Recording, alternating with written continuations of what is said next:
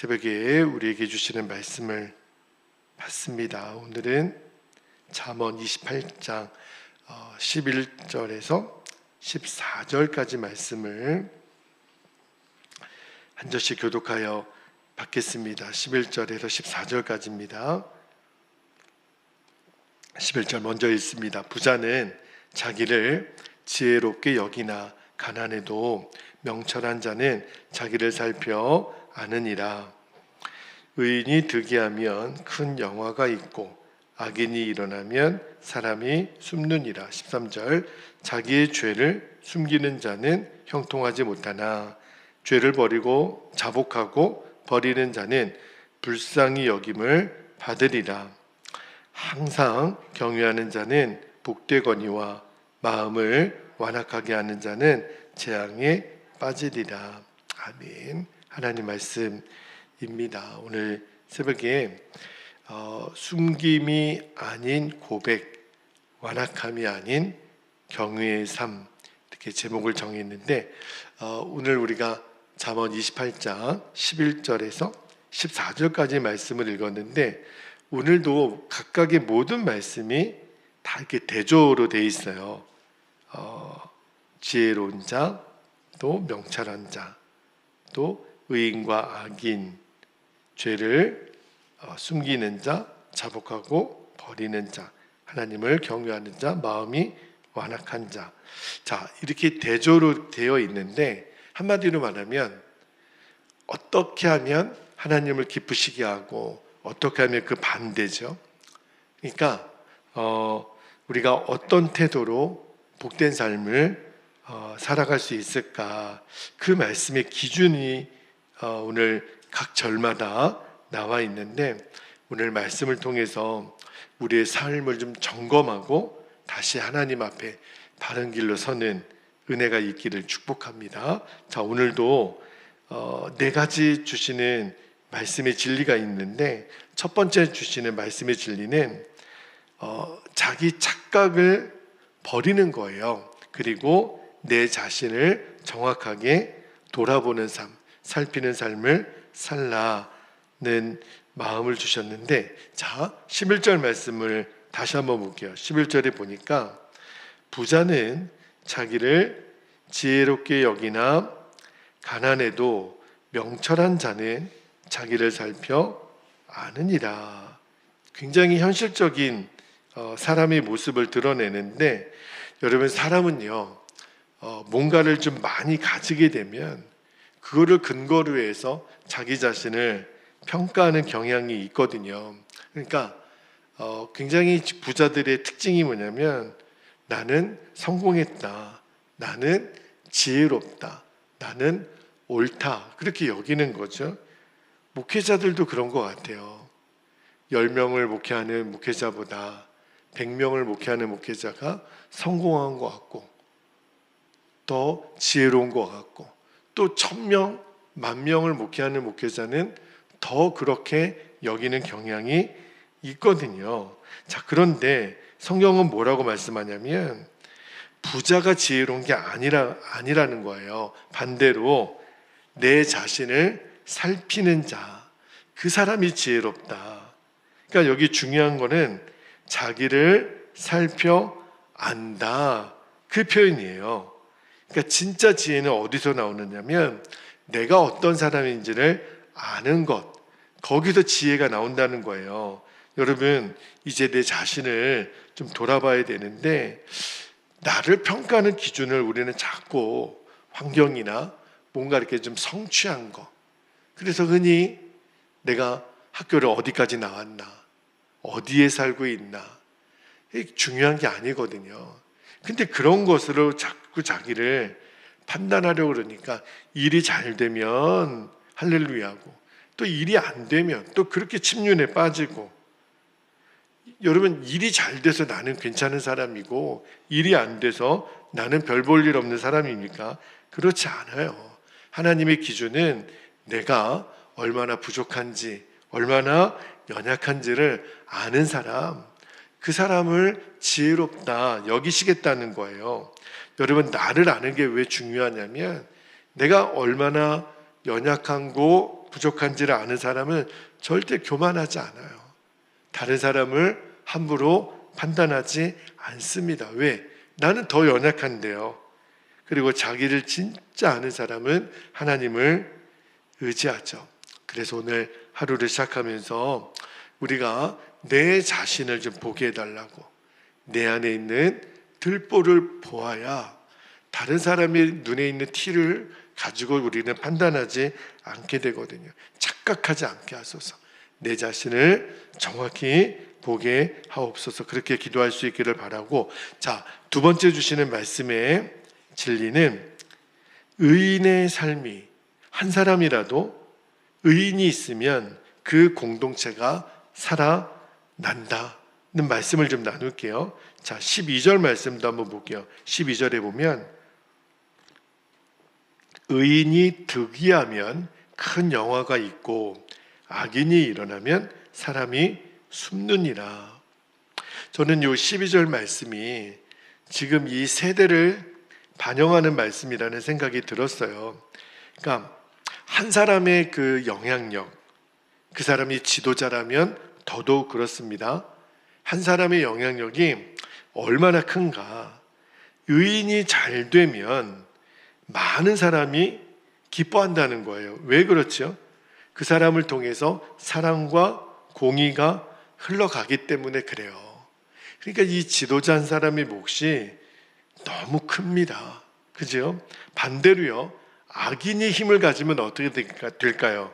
사람들이 숨습니다. 지금 우리가 세계 역사 속에서 보고 있잖아요. 악인이 힘을 가지니까 다른 사람들이 오히려 두려워하고 위축되고 마음을 닫아요. 이게 어려운 거예요. 그러니까 여기서 내 자신에게 한번 물어봐야 됩니다. 나는 어떠한 영향력을 내 주변에 있는 사람들에게 주고 있는가? 여러분, 우리가 진짜 예수님의 사람이 되지 않으면 나도 모르는 사이에 다른 사람에게 부담을 줄 수 있는 사람이 된다는 것을 알아야 돼요. 나는 모르죠. 그러나 다른 사람이 나로 인해서 늘 긴장하고 부담이 되는 것은 아닌가. 나는 다른 사람에게 평안함을 주고 위로함을 주나. 그죠? 여러분, 가정에서도 마찬가지입니다. 특히 아버지들의 영향력이 참 중요하죠. 저는 가부장적인 이야기를 하는 게 아니라 우리가 그 가정에 또 이 아버지가 어떤 태도를 갖고 있느냐에 따라서 집의 분위기가 달라요. 교회도 마찬가지고요. 그러니까 한 사람의 믿음이 공동체의 영적 온도를 좌우합니다. 이게 참 중요해요. 그래서 정말 여러분을 축복합니다. 우리를 통해서 주변 사람들이 숨는 게 아니에요. 그죠? 옛날에 막 그렇게 가부장적인 아버지, 폭력적인 아버지 집에 들어오면 다 각자 방으로 들어가 버리는 거예요. 무서우니까. 그게 뭐예요? 진짜 그 건강한 리더십을 갖고 있는 아버지, 또 어떤 공동체의 리더라면 사람들에게 기쁨을 주고 환영하고, 아버지 오셨다고 다 방에서 나오는 거죠. 그죠? 우리가 정말 제가 우리 성도님들을 축복하기를, 여러분들이 오늘 하루 어떤 사람을 만나더라도 안심과 평안을 전하는 그런 통로가 되시기를 주님의 이름으로 축복합니다. 자, 세 번째 주시는 말씀의 진리는 오늘 말씀의 중심이에요. 숨기지 말고 자복하며 버리라. 이 자복하며 버리라라는 말은 세트로 따라가야 됩니다. 자, 13절 말씀도 다시 한번 볼게요. 13절에 보니까 자기의 죄를 숨기는 자는 형통하지 못하나 죄를 자복하고 버리는 자는 불쌍히 여김을 받으리라. 이 굉장히 중요한 말씀이에요. 왜 그러냐면 사람은 본능적으로 죄를 지으면 숨기려고 합니다. 그게 우리가 아담과 하와의 후손이라는 증거예요.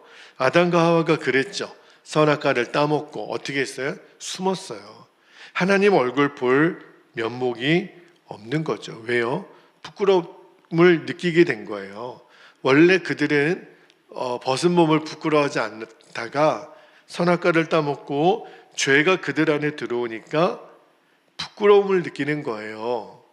그리고 숨습니다. 들키기 싫은 거예요.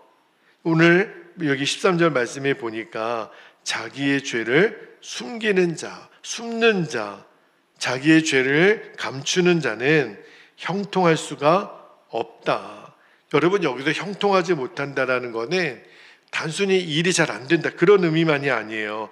삶 전체가 완전히 막히고 무너지는 겁니다. 아담아 아담아 내가 어디 있느냐. 가인도 그랬죠. 내 동생 아벨이 어디 있느냐.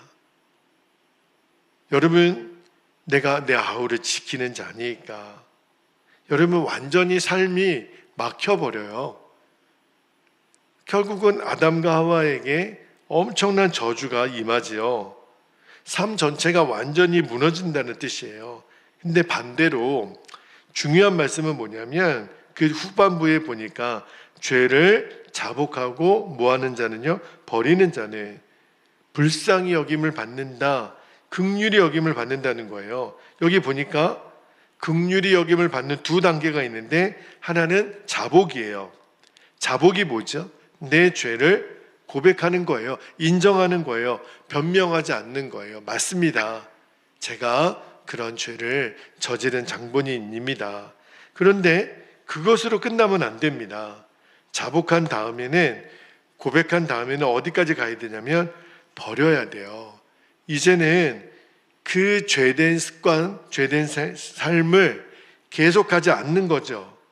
여러분, 많은 사람들의 회개가 불분명하고 온전한 하나님이 받으시는 회개가 안 되는 이유가 여기 있어요.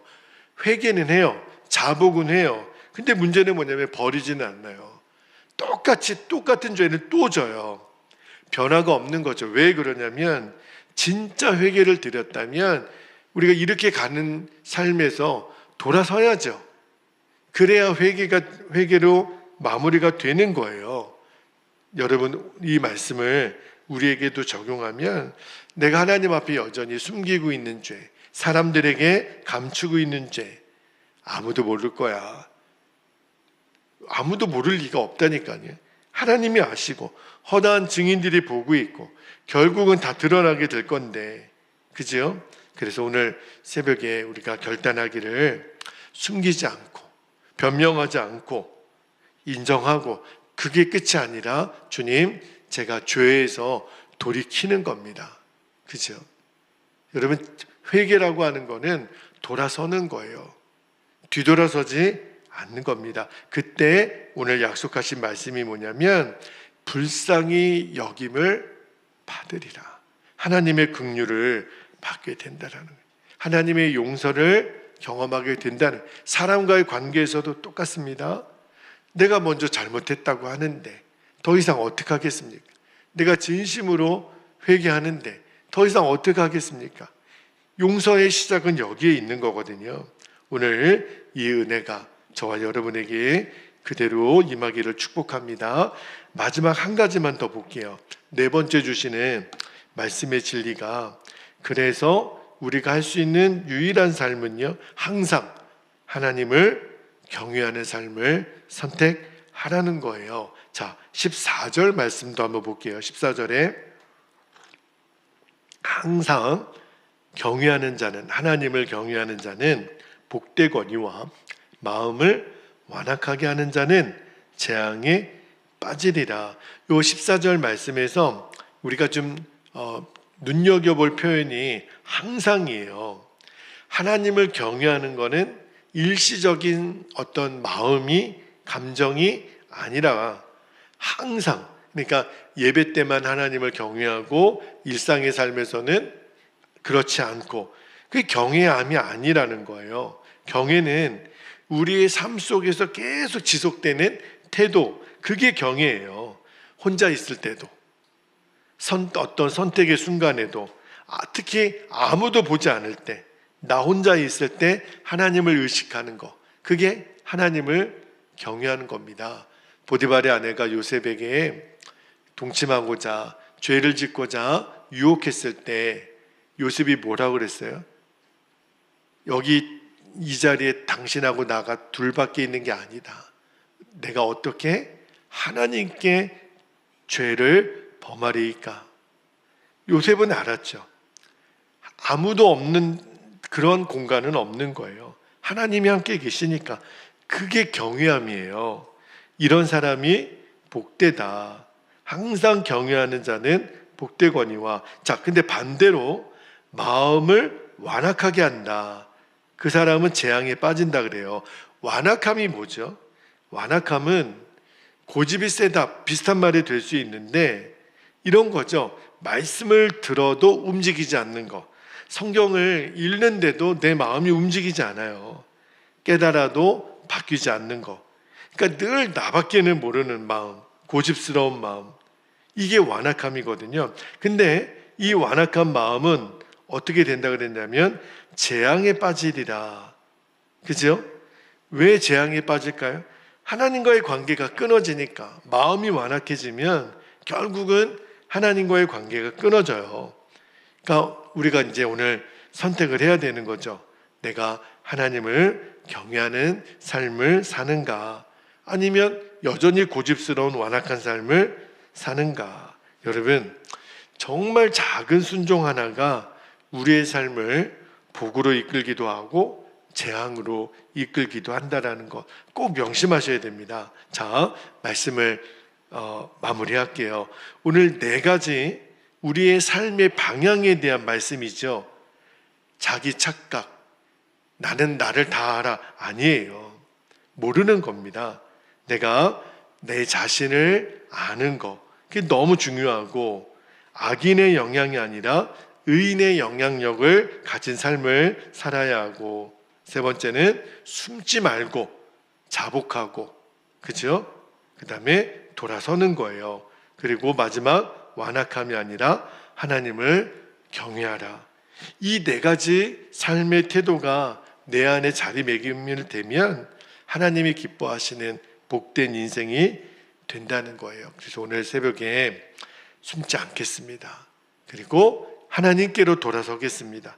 그리고 하나님을 경외하겠습니다. 그렇게 결단하고 오늘 하루를 시작할 수 있게 되기를 주님의 이름으로 축복합니다. 이제 우리 함께 기도하겠습니다. 2가지 기도 제목을 오늘도 우리가 붙잡고 기도하겠는데, 2가지 말씀을 이렇게 붙여서 1가지씩 기도 제목을 만들었는데, 첫 번째는요, 내 삶 속에 숨기고 있는 죄를 정직하게 자복하는 겁니다. 하나님 앞에. 우리가 어제 하루도 우리가 살면서 여러분이 아마 동행일기를 쓰면서 느끼셨을 거예요. 오늘도 내가 하나님 앞에 정직하지 못했던 것 드러내는 겁니다. 그리고 진정으로 돌이켜 변화의 삶을 살게 하옵소서. 매일매일 반복되는 겁니다. 2번째는 항상 하나님을 경외하는 마음을 주시도록. 그래서 완악한 마음이 아니라 늘 순종하는 삶으로 날마다 항상 복된 길을 걷게 하옵소서. 우리가 그렇게 기도할 수 있기를 원합니다. 이 시간 주님의 이름을 간절히 부르고 합심하여 통성으로 기도하겠습니다. 주여